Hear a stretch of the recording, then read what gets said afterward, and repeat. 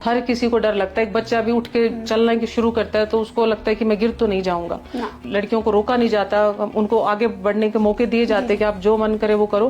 कि मुझे हमेशा से कुछ ना कुछ करना था, क्योंकि मैं ऐसी फैमिली में पली बड़ी हूँ कि ऐसा के सपनों को पूरा करने की कोई सीमा है ही नहीं कि मेरी उम्र अब 40 साल हो गई तो मैं अब ये नहीं कर सकती हूँ। बट उसके लिए आपको तो चलना पड़ेगा। कहते हैं ना, कारवा तो तभी बनेगा जब एक चलेगा, उसके पीछे पीछे और लोग आएंगे, तभी कारवा बनेगा। वहाँ पे उन्होंने बोला कि एक बच्चे ने अभी पायलट में सिलेक्शन हुआ, पायलट के लिए, किसी का MBBS किसी ने किया, किसी ने नीट का एग्जाम क्लियर किया।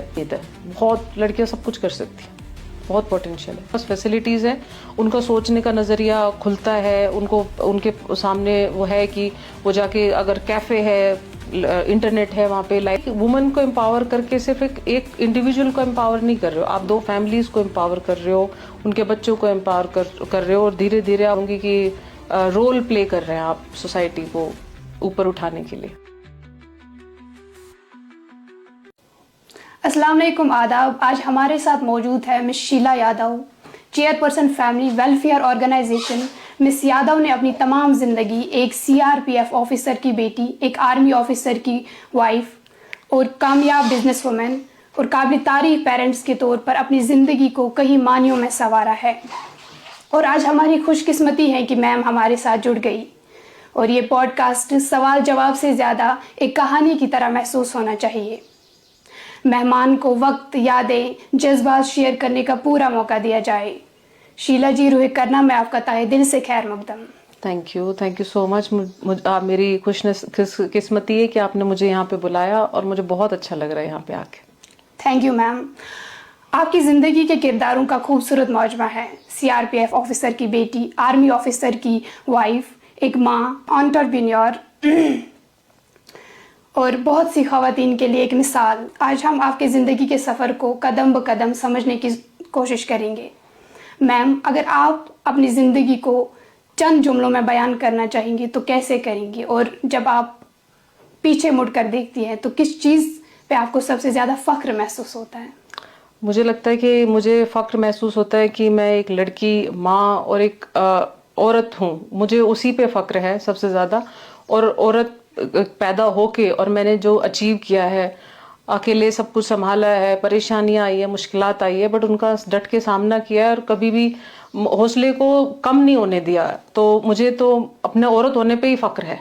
मैंने अपनी जो फैमिली की रिस्पॉन्सिबिलिटीज़ है, पारिवारिक जो जिम्मेवारियां हैं या सामाजिक जिम्मेवारियां हैं, उनको पूरा करते हुए मैंने हमेशा कुछ न कुछ नया करने का कोशिश करती रही। तो मेरा ये है कि मैंने अपनी पारिवारिक और सामाजिक जो जिम्मेवारियां है उनको निभाते हुए जो भी चैलेंजेस आए उनको ओवरकम किया, और हमेशा कुछ न कुछ नया सीखती रही और आगे बढ़ती रही। कभी भी मैंने अपने आप को कहीं पर रोका नहीं कि नहीं, ये अभी ये नहीं कर सकते हैं, अब आप ये नहीं कर सकते। मैंने हमेशा चाहा कि मैं कुछ न कुछ नया सीखती रहूं और कुछ न अपने साथ जोड़ती रहूं।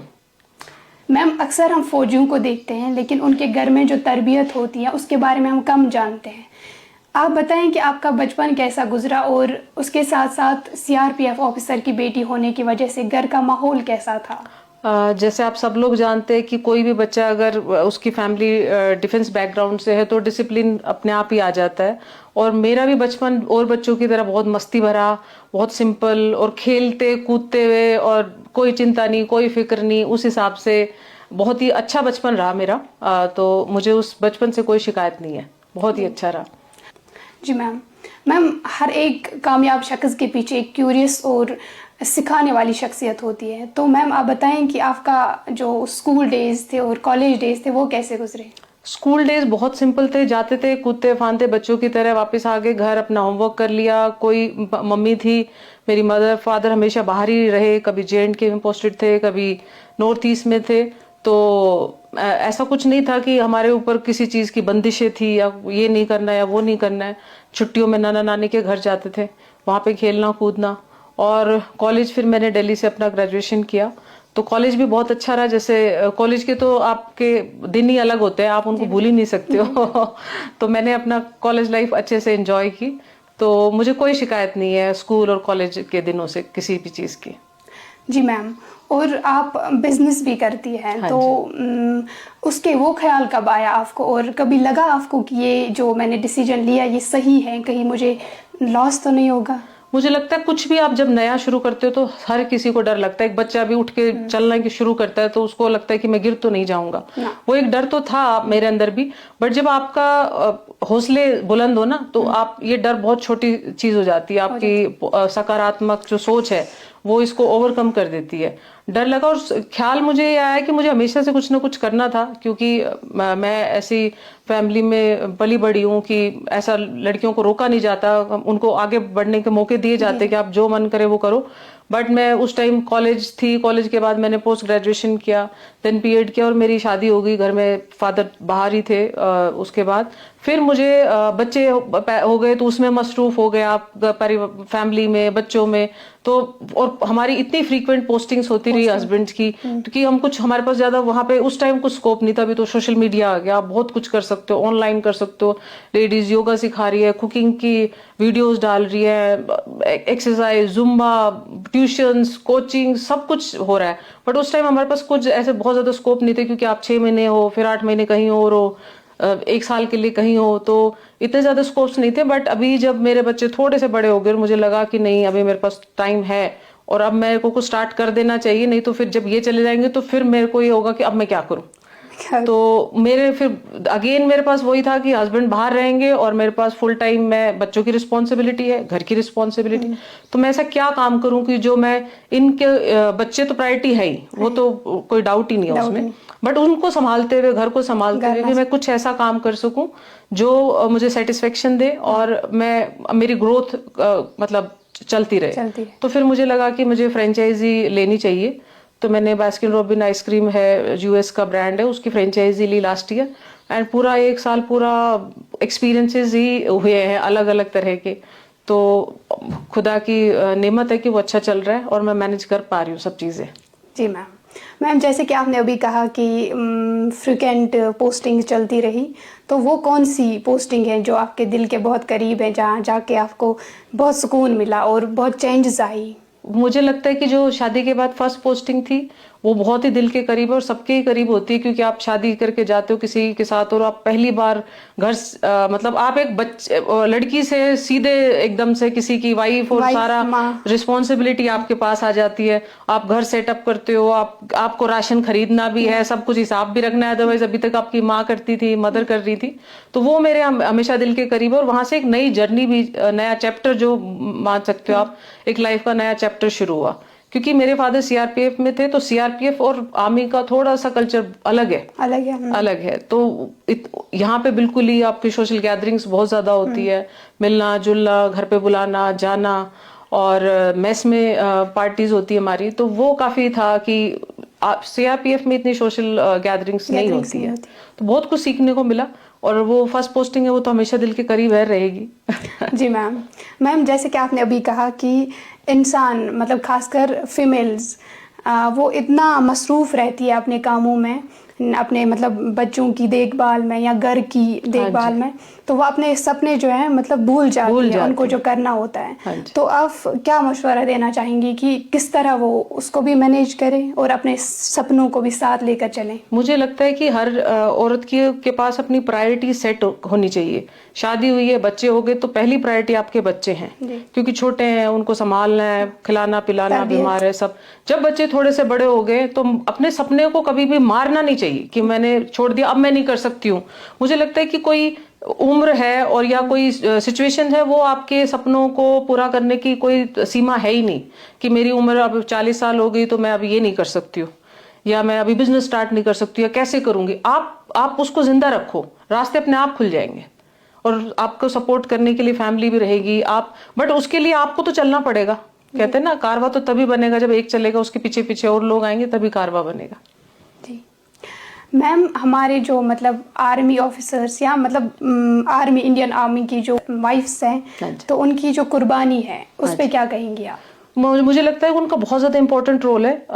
वो एक जो फैमिली है पूरी, एक ऑफिसर की फैमिली है या फौजी की फैमिली है, वो उसकी बैकबोन है। एंड उनका दिखता, उनका जो मैं बोलती हूँ योगदान है, वो दिखाई नहीं देता, क्योंकि सबको लगता है वो घर ही तो संभाल रही है, सभी तो घर संभाल रहे हैं। बट अकेले सब कुछ संभालना और किसी हस्बैंड है या फादर है या भाई है साथ में, उसके साथ संभालना, ये बहुत ही अलग चीज है। क्योंकि मैं खुद इस चीज से गुजरी हूँ। दोनों बच्चों के साथ मैं दिल्ली में थी, मेरे हस्बैंड यूएन में पोस्टेड थे। दोनों के दोनों बच्चे एक साथ बीमार हो गए। रात को डॉक्टर 8 बजे आ रही है और हमें उनको लेके जाना है। और मेरी बेटी को उस टाइम थोड़ा सा ब्रीदिंग इश्यूज हो गए थे, तो डर भी लग रहा था। बट वो है कि मुझे लगता है कि आज जो मेरे अंदर कॉन्फिडेंस आया है, या मुझे लगता है कि मैं सब कुछ कर सकती हूँ, वो उन मुश्किलों का सामना करके ही आया है। कि मुझे पता है कि नहीं, अभी ये सिचुएशन आएगी, आई कैन हैंडल इट, मैं इसको हैंडल कर सकती हूँ। जी मैम आपने इतना कुछ किया अकेले और बिजनेस भी कर रही हैं, तो इन सब में फैमिली का क्या रोल रहा? फैमिली का मुझे लगता है हर इंसान की जिंदगी में बहुत ही इंपॉर्टेंट रोल होता है, क्योंकि आप एक फैमिली में पैदा होते हो, बड़े होते हो, आपको पेरेंट्स सिखाते हैं अच्छा क्या है, बुरा क्या है। अच्छी आपको जो मैनर्स है या तहजीब है, वो पेरेंट्स से ही सिखाई जाती है। तो फैमिली का बहुत ज्यादा रोल रहा। बट बिजनेस में मैं कहूँ तो मुझे लगता है कि जब तक ये डिसीजन मैंने खुद ही लिया, उनको बताया ही नहीं कि मैं ऐसा कुछ कर रही हूँ, क्योंकि मेरी फैमिली में किसी ने बिजनेस नहीं किया था। एंड उनका फर्स्ट रिएक्शन था, नहीं कैसे करोगे आप तो अभी ये हस्बैंड तो चले जाएंगे, तो बच्चे भी हैं, my son is in 11th, तो घर भी संभालना है, आपकी कुछ हेल्थ इश्यूज भी थोड़े बहुत चलते ही रहते हैं उसके लेडीज के। तो उनका वो पहले फर्स्ट जो रिएक्शन था वो ये था, स्पेशली मेरे फादर का। बट मेरी मदर हमेशा सपोर्टिव रही हैं, और उन्होंने बोला नहीं, आपने अगर कुछ डिसीजन ले लिया आप करो, हाँ मेरी जहाँ पे हेल्प आपको जरूरत पड़ेगी मैं आपके साथ हूँ। तो मुझे लगता है कि फैमिली का कंट्रीब्यूशन हर इंसान की जिंदगी में रहता ही है। जी मैम कोई ऐसा लम्हा है जब आपको मतलब खुद पे फख्र महसूस हुआ हो?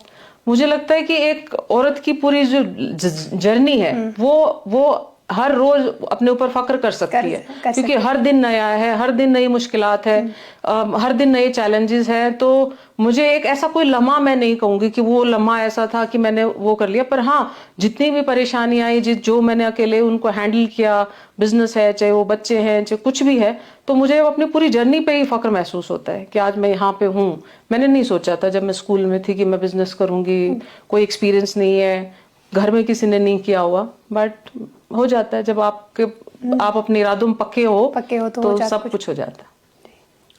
तो मैम आपने मदरसों का दौरा भी किया, सिकल सेंटर्स यहाँ पे करना में, तो आपने क्या ऑब्जर्व किया वहाँ पे? मैंने ऑब्जर्व किया कि आजकल के जो बच्चे हैं, मैं बॉयज मदरसे भी गई, गर्ल्स के मदरसे भी गई, तो जो नई टेक्नोलॉजी आ रही है, they are ready to adapt करने के लिए वो रेडी हैं। उनको सीखना है, उनको भी आज जो बाहर दुनिया में हो रहा है उनको मतलब उससे कनेक्ट करना है कि क्या हो रहा है, और उनके भी अपने सपने हैं। अब मैं बॉयज मदरसे में गई, वहां पे उन्होंने बोला कि एक बच्चे ने अभी पायलट में सिलेक्शन हुआ, पायलट के लिए, किसी का MBBS किसी ने किया है, किसी ने नीट का एग्जाम क्लियर किया है। तो मुझे लगा कि नहीं, बच्चों को यहाँ पे बस अपॉर्चुनिटीज देने की और जो उनको सपोर्ट चाहिए वो मिलने की देर है, और बच्चे सब कुछ करने के लिए रेडी है। उनको मतलब वो नहीं है कि कोई हेजिटेशन है या हम किसी से कम है, वो नहीं है ऐसा। गर्ल्स मदरसा में मुझे लगा कि थोड़ी सी और ध्यान देने की जरूरत है, क्योंकि वो बच्चे का बहुत ही बचपन है। मुझे लगता है कि सबके अपने ना बचपन की यादें होती हैं, तो उनका जो बचपन है, उनकी यादें यही है कि वो मदरसे आए, पढ़ाई की, घर चले गए, फिर मदरसे आए, फिर घर चले गए। तो मैं उनको वही बोल रही थी कि इनके जो ये रिक्रिएशनल एक्टिविटीज है ये नहीं हो रही है, तो हम उनके जितने भी पीरियड्स है उसमें 5-5 मिनट सिर्फ 5 मिनट निकाल के एक 0 पीरियड क्रिएट करें, और कोई बोर्ड गेम ही रख दे, है ना। बच्चे खेल रहे हैं, हंस रहे हैं, बात कर रहे हैं, तो यही मेमोरीज साथ रहेंगे, और क्या रहेगा साथ में, पढ़ाई लिखाई तो चलती रहती है। तो मैं तो उनको मोटिवेट करके आई हूँ, और मुझे लगता है कि टीचर्स का बहुत इंपॉर्टेंट रोल होता है इस चीज में, एक बच्चे की पर्सनैलिटी को शेप अप करने में, उसको सपोर्ट करने में, अगर वो कुछ देख रहा तो उसको मोटिवेट करने में, उसको रास्ता दिखाने में। जी मैम आप मतलब गर्ल्स मदरसा भी गई, तो वहाँ पे आपने लड़कियों को देखा, तो आपको मतलब क्या लगता है कि सबसे ज्यादा किस पोटेंशियल में, किस फील्ड में मतलब क्या पोटेंशियल है मतलब गर्ल्स के लिए, खवातीन के लिए? मुझे लगता है कि पोटेंशियल लड़कियों को हर फील्ड में है। मैं इस चीज में बिलीव ही नहीं करती कि लड़कियां सिर्फ ये 2 चीजें हैं, सिलाई कढ़ाई बुनाई, यही कर सकती है। क्योंकि मैं ऐसे माहौल से निकली हूँ, रही हूँ, कि मुझे लगता है कि आपने डिसाइड कर लिया, आप कर सकते हो। तो हर फील्ड में पोटेंशियल है गर्ल्स के लिए। ऐसा कुछ नहीं है कि आप वो सिलाई कर सकती है, वो आप कर रहे हो, पॉडकास्ट कर रहे हो, आप एंकरिंग कर रहे हो, लड़कियां एक्टिंग में है, इंजीनियर है, डॉक्टर्स है, एयर होस्टेस है, एविएशन में है, पायलट है, डिफेंस में है, मैं आप एस्ट्रोनॉट है ना, साइंटिस्ट है, क्या कौन सा फील्ड ऐसा है जिसमें कि लड़कियां नहीं कर सकती कुछ भी। तो मुझे लगता है कि हर फील्ड में पोटेंशियल है, बस उसको बच्चे का इंटरेस्ट है उसको समझ के, और उसको सपोर्ट चाहिए यहाँ से, वो जो उसको सपोर्ट और अपॉर्चुनिटीज चाहिए कि मैं कैसे करूँ, कैसे करना है, कैसे नहीं करना। चाहे वो काउंसलिंग हो, यहाँ पे किसी की कोई काउंसलर हो जो काउंसलिंग करे, करियर काउंसलिंग होती है जैसे, उस तरह से। तो मैं नहीं मानती कि लड़कियां कुछ फील्ड्स हैं उन्हीं तक सीमित है, बहुत लड़कियां सब कुछ कर सकती हैं, बहुत पोटेंशियल है। जैसे कि आप मैम जानती हैं कि ये बॉर्डर एरिया है, तो यहाँ पे उतनी फैसिलिटीज़ भी अवेलेबल नहीं है, मतलब चाहे वो लड़की हो या लड़का हो, किसी के लिए भी नहीं। हाँ जी। तो ना मतलब रिसेंटली हम केरन गए थे, वहाँ पे भी मतलब इंटरनेट नहीं है, तो वहाँ के जो बच्चे हैं वो पढ़ने के लिए बाहर जाते, लाइक श्रीनगर जाते हैं या कहीं और, जम्मू। तो अगर इन जगहों पे ऐसी फैसिलिटीज़ रखी जाए तो कुछ कर सकते हैं ये लोग। हाँ बिल्कुल, कुछ क्यों नहीं कर सकते, बहुत कुछ कर सकते हैं। बच्चों के पास फैसिलिटीज है, उनका सोचने का नजरिया खुलता है, उनको उनके सामने वो है कि वो जाके अगर कैफे है, इंटरनेट है, वहाँ पे लाइब्रेरीज हो गई आजकल, तो सर्च कर सकते हैं, या कुछ ये पॉलिटेक्निकल कॉलेजेस हैं, कोर्सेज हो सकते हैं, तो क्यों नहीं हो सकता, बहुत हो सकते हैं। और यहाँ के अपने चैलेंजेस हैं, मैं मानती हूँ, एंड मैं तो इस चीज से बहुत ज्यादा इंस्पायर हूँ कि आप लोग इतनी मुश्किलात में रहते हुए भी आप लोग आगे कुछ ना कुछ कर रहे हो। ये नहीं कि हम स्टॉप हो गए कि नहीं पता नहीं यहाँ पे तो कुछ इमरजेंसी हो जाएगी फिर रुक जाएगा, क्या करे करके, नहीं, आप लोग रुक नहीं रहे हो, आप कुछ ना कुछ ट्राई कर रहे हो कि हमें कुछ ना कुछ करते रहना है। तो मैम जब आप करना पहले आई तो कौन सी तस्वीर आपके दिल और दिमाग में, आंखों में पहले आई और जिसने आपको मतलब मुतासिर किया? मुझे सबसे ज्यादा अच्छा लगा यहाँ की जो नेचुरल ब्यूटी है, जो वो है, वो बहुत ही मतलब शांत थी। दिल्ली में रहते रहते मुझे मतलब वो हॉर्न और बिजी पोल्यूशन ट्रैफिक उसमें चलते चलते, और मुझे लोग भी यहाँ के बहुत ही सिंपल और हार्ड वर्किंग लगे, मेहनत करने वाले, बहुत ही शांत माहौल है, कोई ऐसा क्राइम नहीं हो रहा, कुछ ऐसे भगदड़ नहीं हो रही, कुछ ऐसा मतलब कोई ऊपर नीचे कुछ ऐसा भगदड़ सी और बहुत फास्ट लाइफ नहीं है, शांति है, सब लोग अपना आराम से काम कर रहे हैं, बच्चे स्कूल जा रहे हैं, और नेचुरल ब्यूटी तो है ही, उसका तो कुछ कह ही नहीं सकते। जी जी बिल्कुल। तो मैम आप बताएंगी कि मतलब बैटलफील्ड टूरिज्म की अहमियत क्या है आपकी नज़र में? मेरी नज़र में बैटलफील्ड टूरिज्म की अहमियत बहुत ज़्यादा है, क्योंकि यहाँ पे जितने भी लोग आ रहे हैं वो आते हैं तो उनको ये पता चलता है कि यहाँ पे कितने लोगों ने कुर्बानियाँ दी हैं और हमारे देश के लिए कितना काम किया है। तो उनको यहाँ पे आके हमारे जो फौज है या यहाँ के लोकल्स है उनकी जो योगदान है या वीरता और साहस के बारे में पता चलता है, उनकी जागरूकता जो है वो बढ़ती है, इस बारे में पता चलता है कि यहाँ पे क्या क्या हुआ है अभी तक। जी, तो मैम एजुकेशन, कॉन्फिडेंट और एक्सपोजर का रोल क्या है आपकी नज़र में? मुझे लगता है कि एजुकेशन तो एक बच्चे को उसकी सोच को खुलने का वो नजरिया देती है, क्या सही है क्या गलत है, और उस एजुकेशन के साथ अगर उसको एक्सपोजर मिल जाए तो वो उसको अलग लेवल पे लेके जा सकता है, उसको अच्छा काम मिल सकता है, वो और बच्चों को कुछ सिखा सकता है। तो मेरी तो नज़र में, और इस एक्सपोजर के साथ और एजुकेशन के साथ आपको कॉन्फिडेंस आता है कि आपको अपने कुछ फैसले हैं वो खुद ले सकते हो, आपको पता है कि मैं ये कर सकता हूँ। तो वो जो एजुकेशन है और एक्सपोजर, उसके साथ ही वो कॉन्फिडेंस आता है। क्योंकि अगर मुझे आज आप बोलोगे कि 1 साल पहले मेरा कोई बिजनेस में एक्सपोजर नहीं था और एजुकेशन थी तो बिजनेस स्टार्ट किया, बिजनेस का एक्सपोजर हुआ, तो फिर वो आज कॉन्फिडेंस आया कि मुझे पता है कि एक बिजनेस को कैसे रन करना है, क्या क्या उसमें चैलेंजेस आते हैं और उसको कैसे संभालना है। तो ये बहुत इंपॉर्टेंट है, एजुकेशन देन एक्सपोजर देन उसके बाद आपको कॉन्फिडेंस आता है। तो ma'am women's development, women's empowerment के लिए आप क्या कहेंगी, खासकर करना जैसे बॉर्डर एरिया में और बाकी भी जो मुझे लगता है कि वुमेन को एम्पावर करके सिर्फ एक इंडिविजुअल को एम्पावर नहीं कर रहे हो, आप 2 फैमिलीज को एम्पावर कर रहे हो, उनके बच्चों को एम्पावर कर रहे हो, और धीरे धीरे आप उस सोसाइटी को एम्पावर कर रहे हो।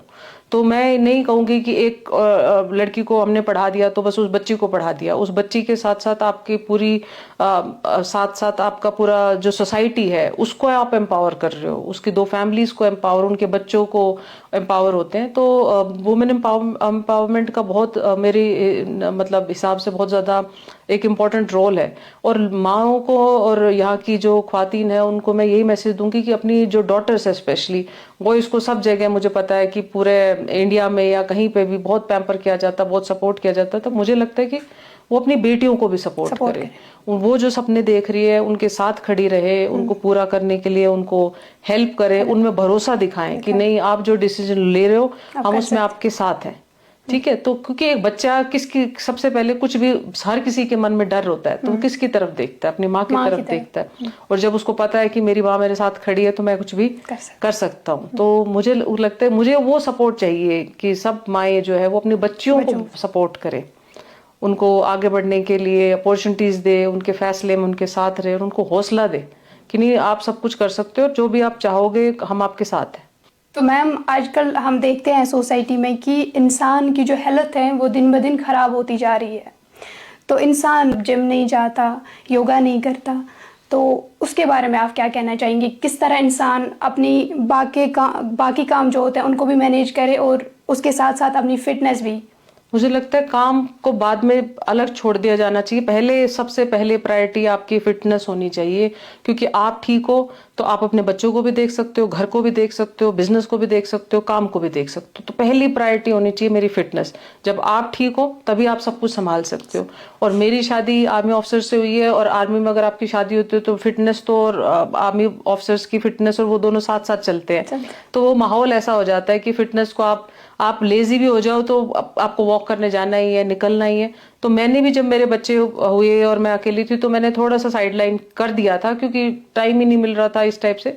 बट धीरे धीरे मुझे रियलाइज हुआ कि आपकी फिटनेस को अगर आप बैक सीट पे डाल देते हो तो धीरे धीरे कुछ ना कुछ फिर हेल्थ इश्यूज शुरू हो जाते हैं, और फिर वो जो हेल्थ इश्यूज शुरू होते हैं उसको आपको ही गुजरना पड़ता है। तो अपने लिए थोड़ा सा हर किसी को, स्पेशली फीमेल्स को, मम्मियों को, माताओं को, सबको अपना 15 मिनट, आधा घंटा, 1 घंटा जरूर निकाले। मैं नहीं कह रही कि आप जिम जाइए या बड़ी बड़ी मशीन्स खरीदिए, इक्विपमेंट्स खरीदिए, बट आप घर में एक योगा मैट लगा के योगा ही कर लीजिए, या 5 मिनट 10 मिनट आप मेडिटेशन कीजिए। मैं योगा को किसी रिलीजन से कनेक्ट करके नहीं देखती। योगा आपकी एक ओवरऑल मेंटल और फिजिकल हेल्थ के लिए इम्पोर्टेंट है और सबको करना चाहिए, मुझे तो लगता है। और खेलने की, सीखने की कुछ भी चीज कोई एज नहीं है मेरे हिसाब से। मैंने अभी 2 साल पहले ही गोल्फ खेलना सीखा। देन उसको वहां पे कोई भी नहीं खेलता था, और मुझे लगता था कि मेरे हस्बैंड पहले ऑफिस में बैठे रहते हैं, फिर वो गोल्फ कोर्स में है और घर के सामने गोल्फ कोर्स था, तो मैंने गोल्फ स्टार्ट किया। देन उन्होंने वहां पे जो कमांडेंट थे उन्होंने टूर्नामेंट ऑर्गेनाइज किया और मैंने वहां पे वो टूर्नामेंट जीता। देन फिर इंडियन एम्बेसी थी वहां पे भूटान में, वहां पे, तो उन्होंने फिर एक एम्बेसी का वो किया, वहां पे मैं रनर अप रही। तो मैं खेलने का मुझे पहले से ही बचपन से बहुत शौक था, और मुझे लगता है कि जो ये मुझे फ्रीडम और ये हौसला है, ये मेरे नाना जी फौज में थे, उनसे मिला। वो ये बोलते थे कि आप कोई अगर आपके साथ बदतमीजी करे आप उसको पीट के आ जाओ, बाकी मैं देख लूंगा। तो वो जो हिम्मत दी ना उन्होंने, तो मैंने कभी भी अपने आप को लड़कों से कम नहीं समझा। मुझे ये लगता था कि ये कर सकते तो मैं तो कर ही सकती हूँ। तो मैं उस सोच के साथ बड़ी हुई हूँ, और मुझे लगता है मैं कर सकती हूँ तो आप भी कर सकते, सब लड़कियां कर सकती हैं। तो वो जो हौसला है वो कौन देगा? आपके फादर दे सकते हैं, आपकी मदर दे सकती है, घर में कोई भी बड़ा है, और उनको देना चाहिए। तो मेरा स्पोर्ट्स में हमेशा से बचपन में रहा था, बीच में थोड़ा सा मैं कट ऑफ हुई, पर फिर अभी मैं कुछ ना कुछ सीखती रहती हूँ। लास्ट ईयर फिर मैंने सोचा, बाइक खड़ी है घर में तो मेरे को बाइक चलाने नहीं आती, गाड़ी में तो मेरी मदर ने पहले ही सिखा दी थी।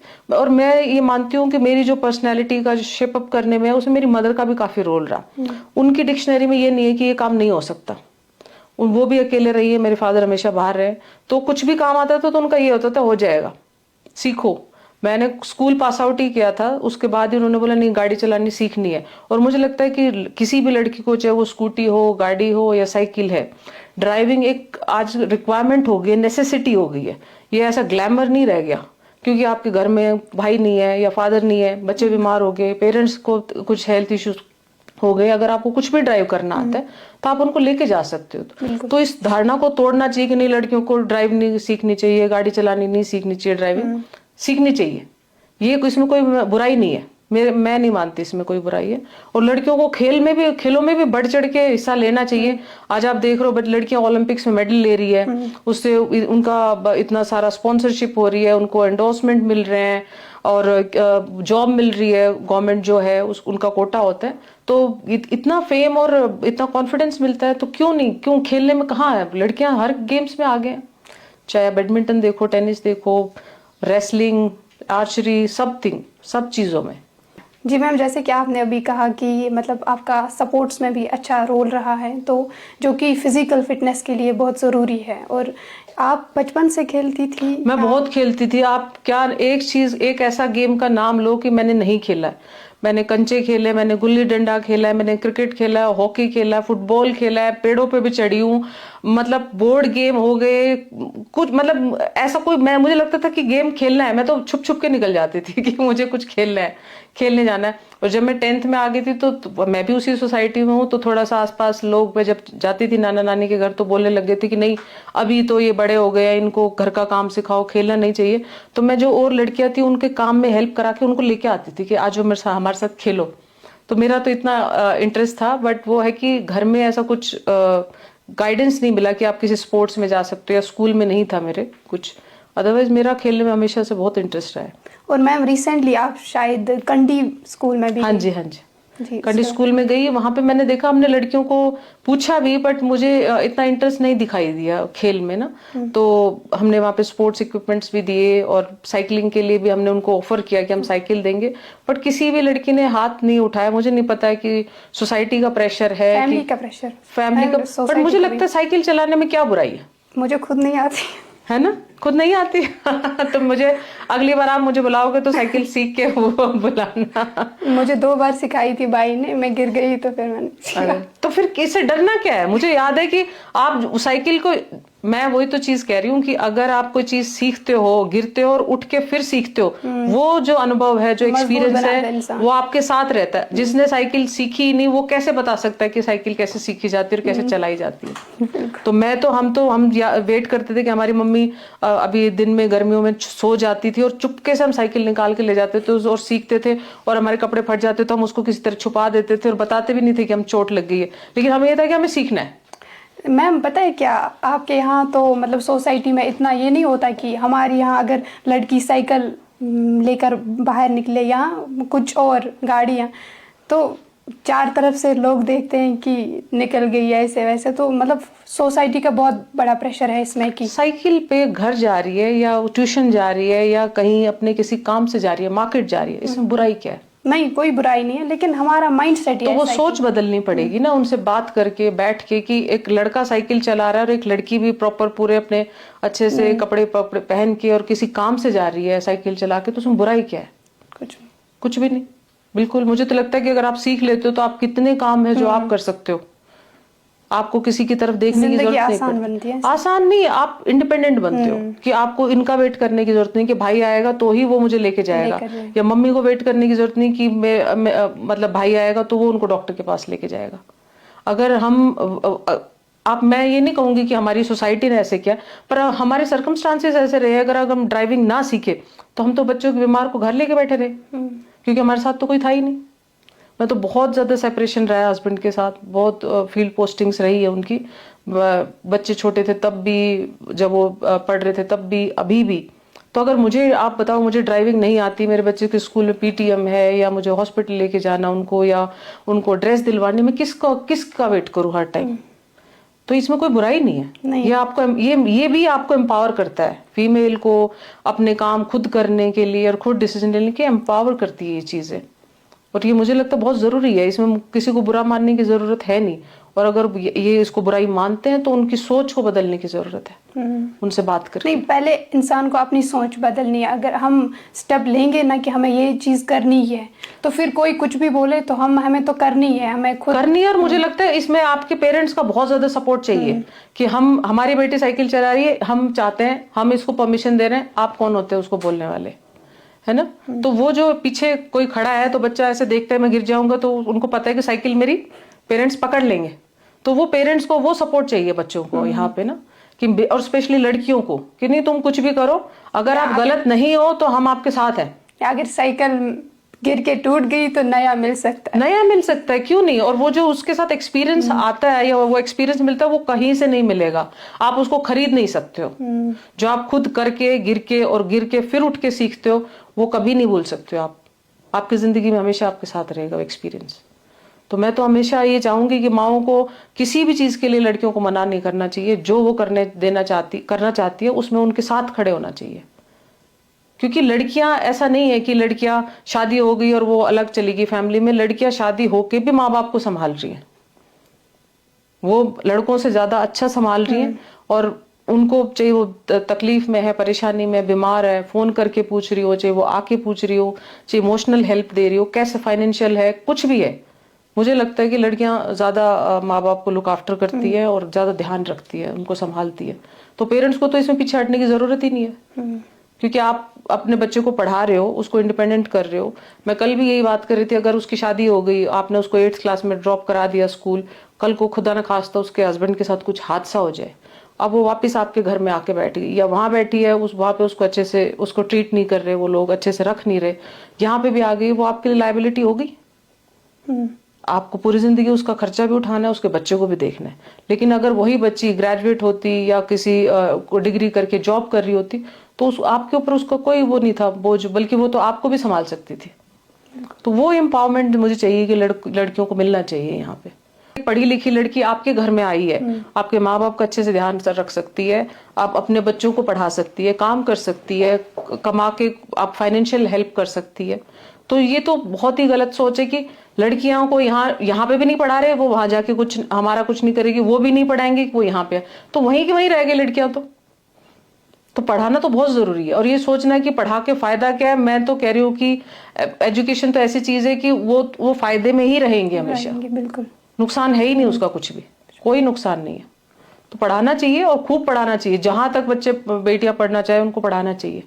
और उसके बाद भी उनको जॉब करनी है, जॉब कराओ, सेटल करो, अच्छे से इंडिपेंडेंट करो, तब शादी करो उनसे पूछ के, ताकि वो कुछ भी ऊपर नीचे अप डाउन कुछ भी हो सकता है। लाइफ तो कोई प्रेडिक्ट नहीं कर सकता है कि आपकी लाइफ बिल्कुल स्मूथ चलेगी, अच्छी चलेगी, और किसी की भी नहीं चलती। सबकी में कुछ मुश्किलात आती है ना, कुछ अच्छा टाइम भी है, कुछ मुश्किल टाइम। लेकिन मुश्किल टाइम को आप तभी ओवरकम कर सकते हो जब आपके पास वो हथियार है। तो ये जो एजुकेशन है ये आपका हथियार है। आप जॉब कर रहे हो, आप अर्न कर रहे हो, आपको ड्राइविंग आती है, आपको सब जो काम आप खुद कर सकते हो, ये आपके हथियार है। ये उस समय से निकलने को और गुजरने के लिए आपको सहारा देते हैं। तो ये सब चीजें एम्पावरमेंट के वो है, टूल्स है। मुझे नहीं लगता कि एजुकेशन देने से कि क्या फायदा। ये तो बहुत बड़ा टॉपिक है डिस्कशन का। जी मैम, लास्ट पे आप आखिर में आप क्या कहना चाहती है, मतलब कश्मीर के बारे में, कश्मीर के लोगों के बारे में और करना के लोगों के बारे में कोई खास मैसेज? कश्मीर को भारत का ताज कहा जाता है, आप सब जानते हैं जैसे कि, और क्योंकि वो इतना सुंदर जगह है, इतने प्यारे लोग हैं, तो मुझे लगता है कि अभी तो काफी कनेक्टिविटी काफी अच्छी हो गई है कश्मीर के साथ। ट्रेन आ गई है, एयरपोर्ट बन गए हैं, बसेस आ रही है, रोड्स का डेवलपमेंट काफी अच्छा हो गया। तो कनेक्टिविटी से ये है कि नीचे के काफी टूरिज्म को हेल्प हो रही है। लोग आ रहे हैं यहाँ पे, वो अपनी बातें लेके आते हैं, सोच लेके आते हैं, अपने आइडियाज लेके आते हैं। तो यहाँ की जो इकोनॉमी है उसको भी हेल्प हो रही है टूरिज्म से। तो मुझे लगता है कि कहीं पे भी जो करना के लोग हैं बहुत ही प्यारे हैं, उनको सीखने की उनके अंदर मतलब एक जो विलिंगनेस है, वो है, इच्छा है, तो उसको मारना नहीं चाहिए। और जो भी जहाँ पे भी मुश्किलात हर किसी इंसान की जिंदगी में आती है, बट मुझे लगता है कि उन मुश्किलात को जो आज जो भी कोई भी सक्सेसफुल है इंसान है, या कोई बिजनेसमैन है, या कोई फीमेल है या ख्वातीन है, वो उन मुश्किलात का सामना करके और उनको पार करके ही वो आज सफल हुए हैं। ऐसे बैठे बैठे तो कोई भी सफल नहीं हो सकता। तो मुझे लगता है कि आप लोगों को यहाँ पे लोगों को अपने लिए कुछ ना कुछ करते रहना चाहिए, बच्चों के लिए करते रहना चाहिए। जो भी रिसोर्सेज हैं उनको अच्छे से बेहतर तरीके से इस्तेमाल करके, और ये इस पूरे करना का और अपने बच्चों का जो भविष्य है वो उसको उज्जवल बनाना चाहिए मेरे हिसाब से। तो मैम आज आपने रेडियो स्टेशन भी विजिट किया और यहाँ के जो शानदार टीम है उनसे भी मिली, तो क्या लगा आपको? मुझे लगा कि मुझे इमेजिन भी नहीं किया था कि यहाँ पे ऐसा रेडियो का सेटअप है और यहाँ पे प्रोग्राम चलते हैं, इतनी अच्छी टीम है और फौज का भी इतना ज्यादा सपोर्ट रहा है और इसको सेटअप करने में, तो मुझे बहुत अच्छा लगा। मेरा तो फर्स्ट एक्सपीरियंस है और मुझे बहुत ही अच्छा लग रहा है देख के। आप लोग इतनी मेहनत कर रहे हैं, इतने फॉलोवर्स हो गए हैं, आपको इतने लोग सुन रहे हैं और मुझे लगता है कि इस रेडियो स्टेशन के माध्यम से आप बहुत अच्छा बदलाव लेके आ सकते हैं हमारी सोसाइटी में। लोगों की जो भी कितनी दूर दराज है जो यहाँ पे नहीं आ सकते, सुन रहे हैं आप लोगों के लिए, या आप जो इन्फॉर्मेशन है वो उन तक पहुंचा सकते हैं। तो मुझे लगता है कि बहुत अच्छा काम कर रहे हैं। इंटरटेनमेंट के साथ साथ एक सोशल सर्विस भी हो रही है आपकी। आज की गुफ्तगू सिर्फ एक शख्सियत की कहानी नहीं बल्कि हमें बहुत कुछ सीखने को मिला। आपका बहुत बहुत शुक्रिया। Thank you so much. मुझे भी बहुत अच्छा लगा और मैं ये आशा करती हूँ कि मैंने जो भी डिस्कशन किया उससे कुछ बच्चियों को, कुछ माओं को वो हौसला मिले, वो हिम्मत मिले कि वो अपने बच्चों के साथ खड़ी रहे और उनकी जिंदगी में कुछ अच्छे और सकारात्मक बदलाव ला सके। Thank you ma'am so much. Thank you.